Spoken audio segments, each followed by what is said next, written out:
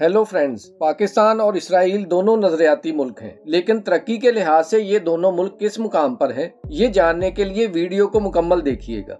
Friends, Israel की आबादी 1 करोड़ से कम है। इस मुल्क ने पिछले 50 वर्षों में अमन नहीं देखा। इसकी टोटल आबादी खौफ में सोती और दहशत में जागती है। लेकिन ये मुल्क रोजाना दुनिया को कोई ना कोई नई इजाद देता है। आप किसी भी शोबे को देख लें, आपको इसके पीछे कोई इसराइली कंपनी, कोई इसराइली लेबॉरेटरी या इसराइली साइंसदान मिलेगा।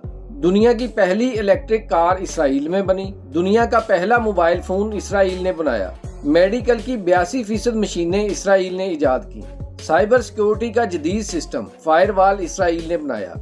इसराइल ने दीवार के पीछे देखने की टेक्नोलॉजी लॉन्च की। आप इस टेक्नोलॉजी से न सिर्फ दीवार के पीछे लोगों को देख सकते हैं, बल्कि उनकी उम्र, साइज और हरकत भी नोट कर सकते हैं। ये अल्ट्रासाउंड, ECG और MRI का जदीद तरीन वर्जन है। अभी हाल ही में इसराइल के साइंसदानों ने पूरी दुनिया को हैरान कर दिया। ये ऐसा एयर कंडीशन मार्केट में ले आए जो बिजली के बगैर चलता है। इसराइल ने सहरा में फसलें उगाने के लिए नेट ए फार्म जैसा इरिगेशन सिस्टम बनाया, जिससे सहरा खेतों में बदल गए। कैप्सूल साइज का पिल कैम कैमरा बनाया। मरीज इसे निगलते हैं और ये सारे अंदरूनी अज़ा का जायजा लेकर बाहर आ जाता है।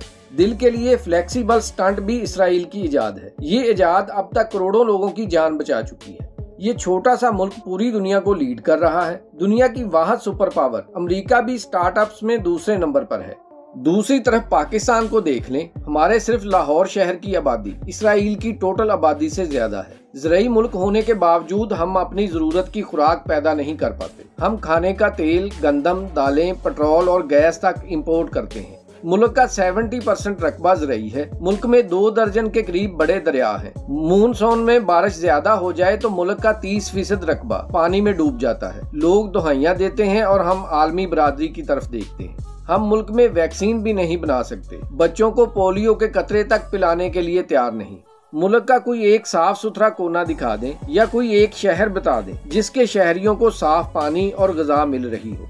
हम दुनिया को सरमायाकारी की दावत देते हैं, जबकि हमारा हर खुशहाल शख्स दूसरे मुल्क जाकर बसना चाहता है। हमारा मुल्क अदम इस्तेहकाम का शिकार है। बड़े से बड़े ओहदेदार को यकीन नहीं कि मैं कल इस ओहदे पर रहूंगा या नहीं।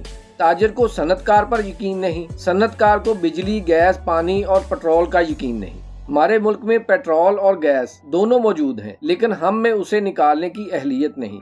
मुल्क की अशराफिया मुल्क को लूटने में मसरूफ है और ये एक तलख हकीकत है। अपने दिल पर हाथ रखकर जवाब दें, क्या हम एक कौम हैं? फ्रेंड्स, ये इंफॉर्मेशन पसंद आई हो तो इसे लाइक और शेयर भी कर दें। नेक्स्ट वीडियो तक गुड